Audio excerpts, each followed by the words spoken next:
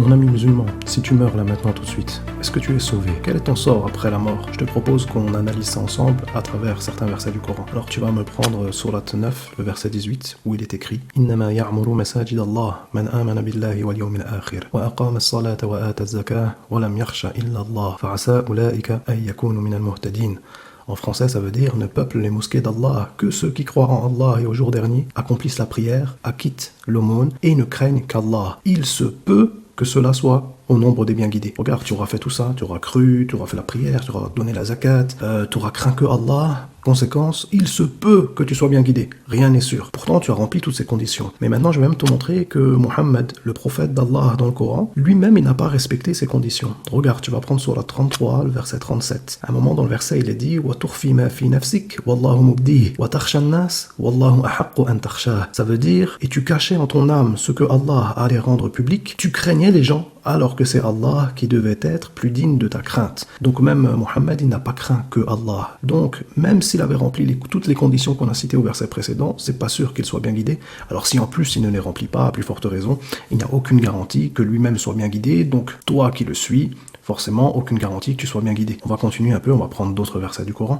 Tu peux aller dans la Sourate 66, Sourate At-Tahrim, au verset 8, où il est dit, et ça s'adresse à toi, parce que ça commence par Ya ayyuhallazina amanu, ô vous qui avez cru, vous là les musulmans. Écoute bien, Ya ayyuhallazina amanu, tubu ila Allahi tawbatan nasuha, asa rabbukum ay yukaffira ankum sayyi'atikum wa yudkhilakum jannat. Jusqu'à la fin du verset. Qu'est-ce que ça veut dire ça? Ça veut dire, ô vous qui avez cru, vous là les musulmans, repentez-vous à Allah d'un repentir sincère, il se peut que votre Seigneur vous efface vos fautes et qu'il vous fasse entrer dans des jardins, le paradis, etc. Donc à nouveau, aucune certitude pour ton salut. Tu n'es sûr de rien. Il se peut, malgré que tu t'es repenti, tu as fait tes fautes, tes péchés, tu t'es repenti à Allah, il se peut qu'il te fasse rentrer au paradis, il se peut qu'il te pardonne tes péchés. Rien n'est sûr pour toi concernant ton salut. D'ailleurs, est-ce que le prophète d'Allah dans le Coran, Mohammed lui-même, il avait son salut, il était garanti de ce qu'il allait lui arriver dans l'au-delà après sa mort? Ou prenons Sourate 46 au verset 9. Qul ma kuntu bid'an min ar-rusul wa ma adri ma yuf'alu bi wala bikum. Regardez ce qu'il dit. Dis, donc Allah ordonne à Mohammed de dire, dis, je ne suis pas une innovation parmi les messagers. C'est-à-dire, il y a eu d'autres prophètes, d'autres messagers avant moi. Et je ne sais pas ce que l'on fera de moi, ni de vous. Donc même lui ne sait pas. Il ne sait pas ce qui va lui arriver, ni pour lui, ni pour vous qui le suivez. Donc, concernant le salut,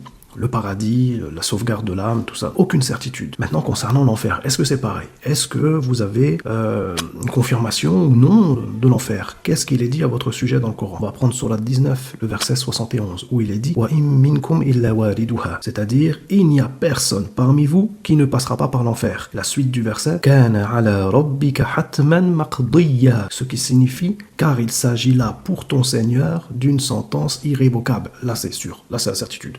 Hatman maqdiya, c'est irrévocable. C'est une sentence, c'est sûr, ça va arriver. Vous allez tous passer par l'enfer. Donc là, il y a une certitude. Est-ce qu'on voit encore d'autres choses de ce style dans le Coran? Bah oui, vous prenez Sourate At-Takathur, la Sourate 102, à partir du verset 6, où il est dit La tarawunna al-jahim, thumma la tarawunnaha ayn al-yaqin. Ça veut dire, vous verrez certes la fournaise, l'enfer, al-jahim. Vous allez la voir. Mais comment est-ce que vous allez la voir? Vous allez certes la voir ayn al-yaqin, avec l'œil de al-yaqin, de la certitude. Là, c'est sûr et certain. Là, il n'y a pas de il se peut. Là, non, c'est pas il se peut. L'enfer, vous allez le voir. Et ça, c'est sûr à 100%. On va prendre encore un dernier verset. Vous allez prendre Sourate Az-Zumar, la Sourate 39, au verset 16, où il est dit Lahum min fawqihim dhulal. ومن تحتهم ظلل ذلك يخوف الله به عباده يا عبادي فاتقون. Ça veut dire en français, au-dessus d'eux, ils auront des couches de feu. En dessous d'eux, ils auront des couches de feu. Du feu partout, en bas, en haut, partout, partout. Voilà ce dont Allah menace ses esclaves, ses ibad. Ô mes esclaves, craignez-moi donc. Ce verset vous est adressé à vous les musulmans. C'est qui les ibadullah, les abd?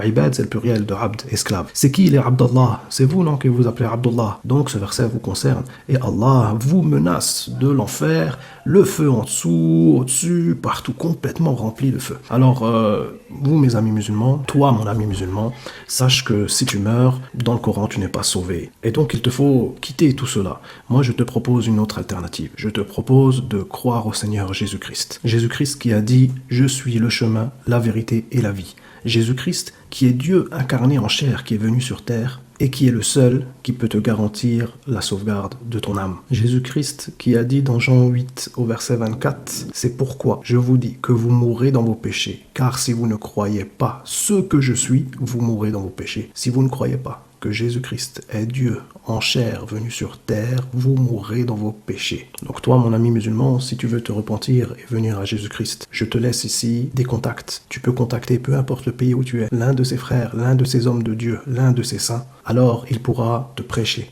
la mort, l'ensevelissement et la résurrection de Jésus-Christ. Ensuite, tu prendras ton baptême au nom de Jésus-Christ pour le pardon de tes péchés. Tu recevras le Saint-Esprit et alors là, tu auras le salut. Tu auras la vie éternelle. Il n'y aura pas de « il se peut ». Ça, tout ça, c'est terminé. Ça sera derrière toi. Salutations mon ami, à très bientôt pour une prochaine vidéo.